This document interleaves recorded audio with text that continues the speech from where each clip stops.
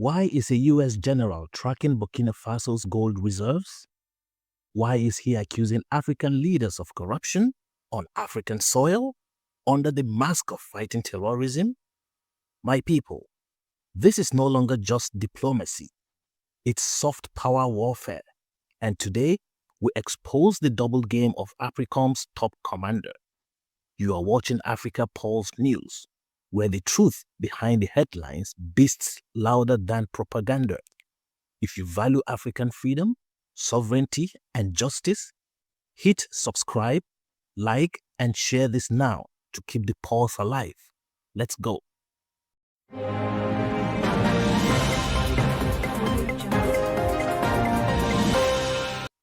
General Michael Langley is the head of AFRICOM, the U.S. military command in Africa. He recently made two shocking appearances, one in front of the U.S. Senate and another in Kenya.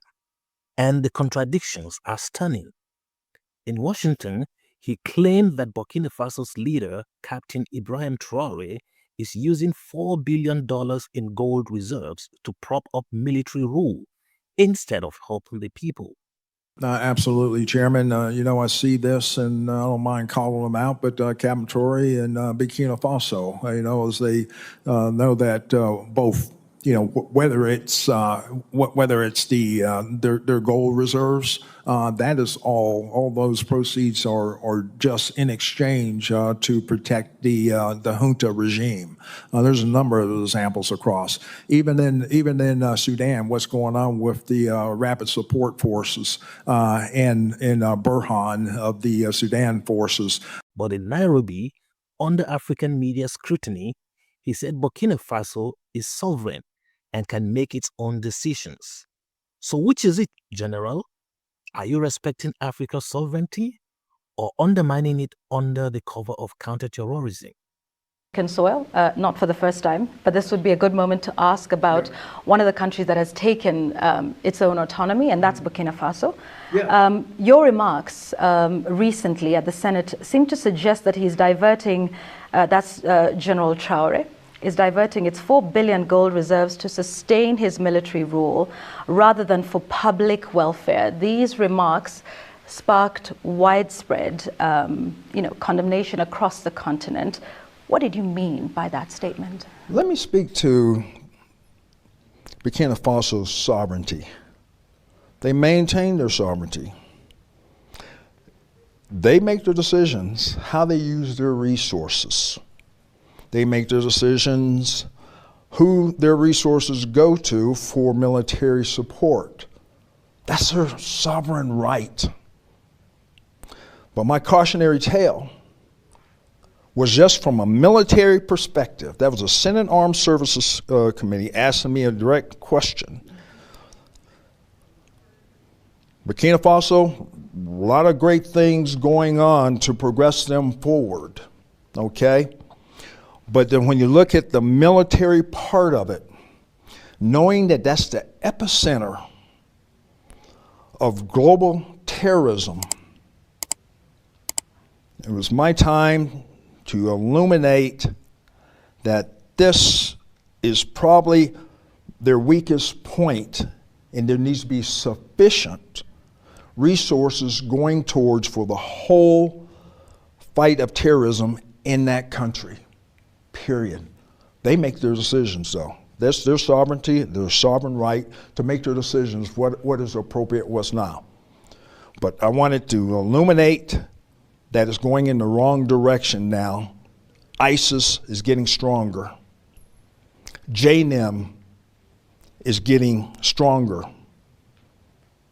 Al-Qaeda in the lands of the Maghreb is getting stronger in that country. And do you think it's getting stronger after General Traoré took over? It has. Just look at the numbers of attacks. It really has, since 2022. I've been tracking this since I took command. So, no ill will towards him, but the decisions is their own.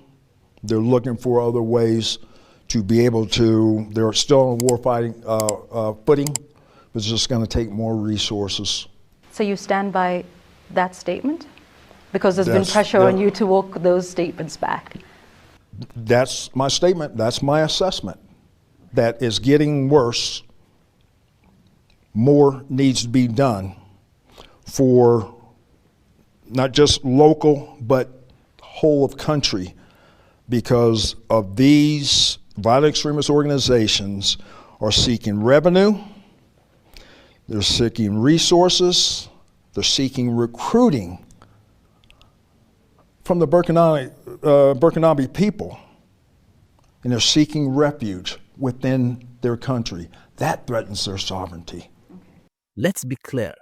When Langley spoke before the US Senate, he accused the Burkina Faso leadership of corruption. He linked them with instability, terrorism, and bad governance without evidence. But when questioned by a Kenyan journalist on live TV, he tried to clean it up. He said, "It's not personal, it's just a military perspective."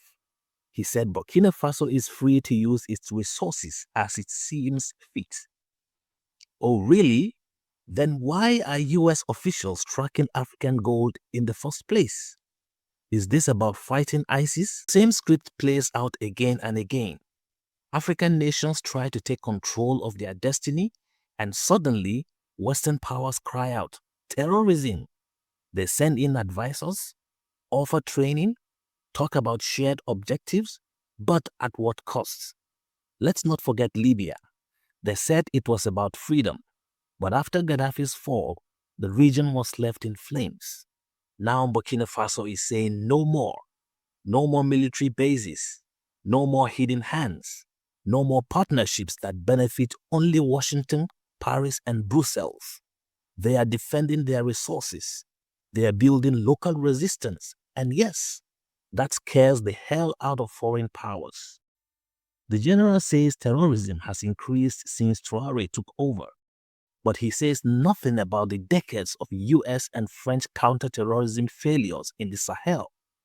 He says, we're here to help, but Africans know better. We've seen this movie before. When leaders say Africa first, they get overthrown. When they say hands off our gold, they get sanctioned. When they try to unite the continent, they get discredited or even assassinated. They don't fear terrorism. They fear an Africa that thinks for itself, guards its wealth, and chooses its own future. To the youth in Ouagadougou, Nairobi, Lagos, Bamako, and beyond, this is your moment. Stay alert, stay informed, and stay bold. Africa's fight is not just against terrorism. It's against neo-colonial control of our resources and leaders. Subscribe to Africa Pulse News. Share this video. Drop your thoughts in the comment section. What do you think AFRICOM is really here for? Let them fear, because the African lion is waking up.